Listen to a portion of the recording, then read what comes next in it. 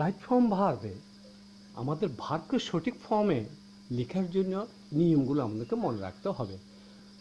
Subject যদি third person ও singular number হয়, অর্থাৎ if subject is third person singular number, then after principal verb we have to use s or es. আমাদেরকে s বা es যোগ করতে হবে মূল ভার্বের শেষে। The boy plays football, Rina sings a song, মূল ভার্বের সাথে এর যোগ হলো। Rita goes to school, go ভার্বের সাথে ইয়ের যোগ হলো। It rains, she makes a basket. Correct form of ভার্বে নির্দিষ্ট নিয়ম অনুসরণ করে আমাদের লিখতে হয়, যেমন ইউনিভার্সাল ট্রুথ যদি সেন্টেন্সে থাকে, historical place or truth, habitual fact, geographical position যদি সেন্টেন্সে থাকে, তাহলে the verb is in present indefinite tense, অর্থাৎ মূল ভার্বটি প্রেজেন্ট ইনডিফিনিট টেন্সে হবে, অর্থাৎ মূল ভার্বের সাথে এস বা ইয়ের যোগ করতে হবে। The sun rises in the east, Dhaka stands on the Buriganga, the rich are not always happy, the earth is round, এখানে এমিস আরও বসে, এবং she walks every morning, the virtuous are happy। প্রত্যেকটি সেন্টেন্স যখন আমরা ইংরেজিতে লিখি আমাদেরকে রাইট ফর্ম ভার্ব বা কারেক্ট ফর্ম অফ ভার্ব আমাদেরকে অনুসরণ করতে হয়। যেমন যদি মডেল অক্সিলারি যদি থাকে, shall, should, will, would, may, might, can, could, let, must, need, dare, ought to, am going to, is going to, are going to, was going to, are going to, had better, would rather, have to, has to, had to যদি সেন্টেন্সে থাকে, অবশ্যই the verb will not be change, অর্থাৎ basic form যেটা থাকবে বা base verb যেটা থাকবে ওটা বরাবরই থাকবে। I shall do it, you should go there, অর্থাৎ মডেল অক্সিলারি বসলে কখনো মূল ভার্বের ফর্ম চেঞ্জ হয় না। He will come here, you could solve it, he may go, you might do it, let him do it, you had better go home, I will not let you enter the room। প্রত্যেকটা sentence লিখতেই আমাদেরকে এই ফর্মগুলো অনুসরণ করতে হয়।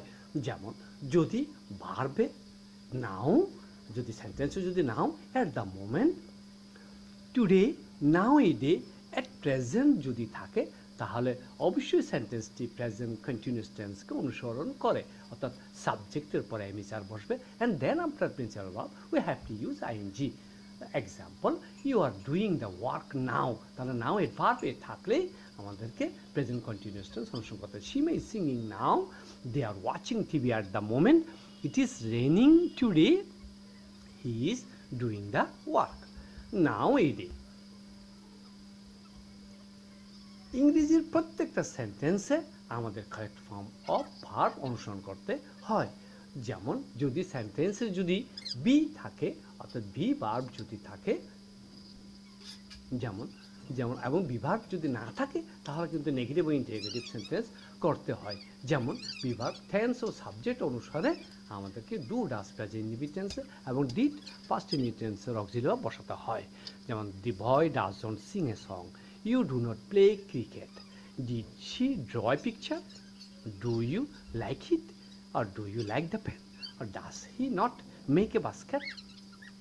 এইভাবে সেন্টেন্সগুলো আমাদেরকে negative করতে হয়। যখনই আমরা নেগেটিভ করবো আর ইন্টারভিউ করবো, তখনই আমাদেরকে অক্সিলারি ভার্ব বসাতে হবে। এছাড়া উইথ এ ভিউ টু যদি সেন্টেন্সে থাকে, look forward to, get used to, addicted to, habituated to, এবং would you mind, can not help আর কুডন্ট হেল্প যদি সেন্টেন্সে থাকে, অবশ্যই মূল ভার্বের সাথে আইএনজি যোগ করে সেন্টেন্সটি পূর্ণ করতে হয়।